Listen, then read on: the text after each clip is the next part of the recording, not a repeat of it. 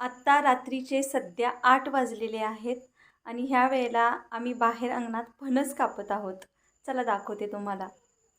नयन मला फणसाचे गरे काढण्यासाठी बोलावत आहे आणि मी बाहेर अंगणात चालली आहे फणसाचे गरे काढायला. 4-5 दिवसापूर्वी ह्यांनी शेतातून हा फणस आणला होता आणि त्यानंतर तो पिकायला ठेवलेला होता. तो आता पिकलेला आहे. कामाचा खूप व्याप असल्यामुळं मोठा चाकू कुठं ठेवला हे लक्षात येत नव्हतं. त्यामुळे ह्यांनी लहान चाकू घेऊनच फणस कापायला सुरुवात केली होती. हे फणस कापत असताना बघा ह्यांनी आता काय केलेलं होतं, या चाकूला थोडंसं गोडे तेल लावलेलं आहे. तेलामुळं ना काय होतं, हा फणस व्यवस्थित आणि पटकन कापला जातो.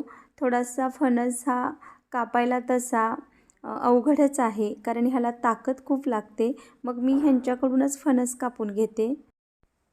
व्यवस्थितपणे फणसाचे 2 ते 4 भाग केले तर फणस आपल्याला म्हणजे त्यामधले जे गरे आहेत ते काढायला ना खूप सोपं जातं.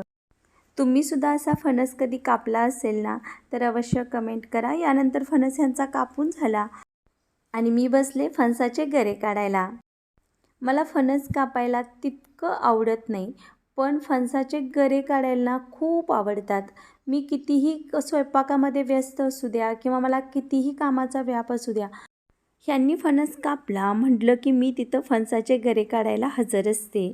जसं फणस कापायला आपण चाकूला थोडंसं गोडे तेल लावतो ना, तसंच फणसाचे गरे काढतानाही थोडंसं हाताला जर आपण गोडे तेल लावलं तर फणसाचे गरे पटपट निघतात. हे फणसाचे गरे काढत असताना ना माझ्या मनात काही प्रश्न उद्भवतात की हा फणस इतका मोठा झाडाला लागतो कसा, आणि त्याचे हे गरे जे आहेत ना ते फणसाच्या इतक्या आतमध्ये कसे बरे लपून बसलेले असतात आणि किती गोड गरे असतात. आमच्या फणसाचे गरे तर ना इतके गोड आहेत की एकदा खाल्लं ना की परत त्याची चव आठवते आणि पुन्हा कधी फणस खायला मिळेल असं वाटतं. ताजे ताजे फणसाचे गरे तर ना चवीला खूप छान लागतात. हे फणसाचे गरे मी काढत असताना इथं माझ्याजवळ बसलेला होता आमचा बोकोबा. तो बघत होता की माझं काय चाललेलं आहे. मी ज्या वेळेला कधी अशा कामामध्ये असेल, स्वयंपाकामध्ये असेल ना तर तो माझ्या बाजूला असा बसलेला असतो आणि माझं निरीक्षण करत असतो.